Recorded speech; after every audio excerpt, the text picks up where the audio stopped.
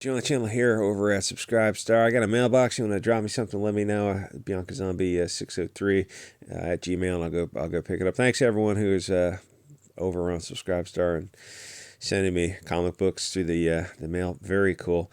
So it's got to be exhausting being a liberal. I saw something on Twitter where somebody made some comment about like they carry a piece for self-defense because it's better have it, not need it. And some liberal gets the comments, goes, it's so you live your life in fear. That must be exhausting. And the guy's like, I wear a seatbelt every time I get in a car, or I put a helmet on when I ride a motorcycle, or it's not. Is it living life in fear or putting on? Listen, even when I'm in states where there's no seatbelt requirement, I still put on a seatbelt because it's a precaution that a reasonably prudent person in similar circumstances would take. Like, oh yeah, wear a seatbelt, of course. Wear a helmet when I'm riding a bicycle or a motorcycle, of course, even where it's not legally required, of course, because that's a reasonable precaution.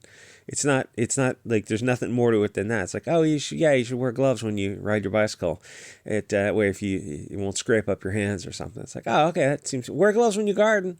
Why? Because the dirt under your fingernails is a real bitch to get out. It's like gardening dirt is under the nails is a dirt at another level. That's why you wear the gloves. I think that's why most people wear the gloves. Oh, living life in fear. No, why wouldn't you carry a piece for self-defense? I'm not afraid. Yeah, but what if there is a rabid pit bull? Like, wouldn't you like to have that and not need it? Then living life in fear. It's got to be exhausting being these kind of people. Anyway, so Tim Robbins rewriting Wu Flu history is what this article kind of feels like he's doing. It's he's rewriting history to the point where it's going to be real in his mind in a few years. It was actually the liberals who were fighting government tyranny the whole time, and not the evil Hugo Boss people who were protesting. And mark my words, in 10 years, if they make a movie about the Canadian trucker situation, it's going to be all pox walks BLT for the furry otherkin resisting the evil right-wing government, who will, in this future movie, all be blue-eyed and blonde-haired. And the cops that were trampling the protesters will all look like, straight out of Aryan casting from World War II. So these people have absolutely zero shame, none at all. It's like it's just a foreign concept to them.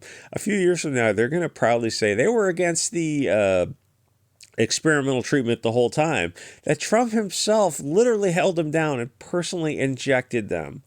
People are starting to create their own version of Wu Flu history in their heads, which is fine. It's par for the course, but remember, you can't untake the treatment they gave you. It's forever. I mean, not for us, because we didn't take it. Hashtag pure blood. I'm glad I am. I didn't take it because I thought it would be better to wait, 50 years, 70 years for issues to present themselves. And no, I'm not going to be around in 70 years, so it's kind of a moot point. So I just kind of stopped worrying about it because I don't trust the government or media for the simple reason that they lie repeatedly, which is a pretty simple construct. It's an if-then code. If they lie, then don't trust them. It's not like, oh, we just lied this one time, but everything else, so like we took care of the problem, we got rid of that department, and here are the things we put into place to make sure it never happens again. It's like, no, we lie repeatedly. Okay, well then we can't trust you. Far right conspiracy theorist says what? What's it like to live your life in fear? But there's objective evidence of you repeatedly lying. You get caught in lies all the time. Like the lies of the past 3 years coming from the government mainstream media. People make videos about them. And they used to put them on Twitter, but they just got taken down. But they're all over the rest of the internet. The lies in the mainstream media, like literally the president, and press secretary, people, centers of bad things control. Was it Walensky and all those people? Like there's literally videos of them outright saying things that are not in accord with reality, material misrepresentation of the truth. They're lying to you over and over and over again. Well, it was for your own good. Well, be that as it may, that also means that we just can't trust you. No, you can trust us now. No, if we couldn't trust you then, we can't trust you now. Nothing has changed. You get the idea. The thing is, if they lie, then don't trust them. And that's really it. You just move on with your life. You got to examine the facts for yourself and reach an independent conclusion. The government and media don't want independent thinkers. They want cattle. So anyone who doesn't trust the media, government, big tech complex is a far right-wing dog whistle Hugo Boss or like something or whatever. And the left wing would have said that a few years ago. I remember in the about 20 years ago, the left wing was all talking about how evil the media and the government were. It's like, what happened? Oh, we got subverted and corrupted. So free speech and the open marketplace of ideas are now far extreme right-wing values, and trusting the media is a left-wing value. It's like, fine, if that's the optics you guys want to go, if that's the foundation of your platform, so then say it louder. Because follow left-wing logic here. While it's true the media, government, big tech are not trustworthy, if they say there is an emergency, then they become trustworthy again. That's insane. That's literally their logical argument that is not logical. That is how insanely brainwashed these people are. The puppet masters know that if they can make you scared, they can seize power. It's just like the Star Wars prequels with Lucas and the Senate. If they promise to be the source that removes that fear, the woofly, you just need to give up a little liberty.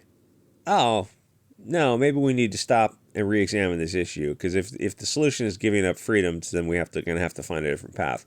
The Wooflu years saw the largest wealth extraction from the taxpayers to billionaires in history. People just seem to look at that and go, oh, well, man, that's just the way of the world. What are you going to do? Well, it doesn't have to be the way of the world if we don't wish it to be. What a great channel that was on YouTube before it got kicked. Rules about money and motive. Ask who benefits and follow the money. Those big pharma companies don't have your best interests in mind. You're cattle to them.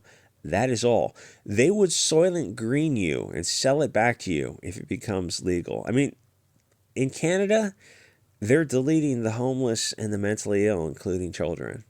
Oh, surely that must be hyperbole from this tinfoil hat, Hugo. But no, they're actually doing it in Canada. They actually delete people. There's a commercial where it showed a fair-skinned person surrounded by a bunch of diverse people, and I mean the symbolism of this was, I downloaded the video, put it on Odyssey and Telegram. It's freaking. The symbolism is just peak Sodom and Gomorrah. It's like, so wait, in Canada they actually have a department that deletes people. Yeah, wait. So they doesn't. Shouldn't you just fix the country so it's not necessary for poor people to remove themselves? No, we're just going to bring in new people. Oh, you need a new government. Toot sweet. So they manipulate you. That might have been too much for YouTube. I'm not quite sure. Via fear, but if we have platforms where we can discuss this coolly and logically and realize, well, there's no logical reason to be afraid because the source of the fear-inducing information is untrustworthy, then you don't have cause to be afraid. Which is why 3 companies control almost all of social media. The Facebook family of companies, Twitter, and Google. No free speech for the cattle, and don't forget Nina Jankowicz and the Ministry of Truth that Biden created. Literally out of 1984. I look at Nina Jankowicz and realize that mentally ill cat lady is the boot of tyranny. She would be the one sending the state to burn you and your family alive. She is what monsters actually look like. So anyway, Tim Robbins points out what a weird sad bit of his own brainwashing. He was in the UK and he found an anti-tyranny protest, and because it was just normal people, some of who were left-wing, and it wasn't Hugo Boss guys, he started to re-examine his position of being a media and government trusting enjoyer. But that stopped me, because why would it matter if the people are communists or, I'll say, nationalists? Does the truth change because of the mouth that speaks it? I don't care if it's left or right. If you have people against government tyranny, why would it matter who was protesting it? That is some bizarre hive mind behavior. In Canada and the States, it was the right protesting tyranny, mostly. But in the UK, it was more broad spectrum. And in the States, it wasn't the far right protesting anyway, because I think they mostly ignored it. But why would it matter if it was? The issue matters, not the people who are speaking it. But keep in mind, I think it's hysterical that protecting kids from like groomers and free speech and free assembly, those are all now known as far-right Hugo Boss values, which again, great, we can own that. Like if that's where the battle lines they want to draw. Like protecting kids, Hugo Boss says what? Are you sure you want to go with that? That seems like an incredible cell phone. I think that's probably going to backfire against you. So the left wing in America and Canada is now in the position of defending media, banking, government, big tech tyranny, because our puppet masters know what is best for us. To see the subversion of the left has been sad to see. The thing is, I think they always had that rotten core of Bolshevism, probably to the left. And there's deeper issues, obviously, you can't talk about on YouTube, and don't say anything in the comments. It's like YouTube's just not for that kind of nuance. But they never got themselves to the point of excising that cancer from the left. So they eventually got subverted and controlled to it. Where the point of the various green parties, the environmental groups around the world, around the West anyway, changed their position. They wanted a low birth rate nations, right, for a low carbon footprint. So they changed their position to an open door policy for bringing in high birth rate, high carbon footprint people. And you look at them and go, that's not logical. And they just kind of they look around like, yeah, the old guys are gone. We got these new people in here. It's like, oh, you're not environmentalists. You're something else entirely. Anyway, where's he say this? That's the thing that caught my attention, is because of who was now. Here it is. Because they weren't who he thought they were. So, and like in his mind, the construct is far right wing Hugo Boss people are the ones protecting your civil liberties. Like, how do you be a leftist and have that in your mind, like that cognitive level, that cognitive dissonance, where you're saying things that are not in accord with reality, where your argument logically contradicts itself?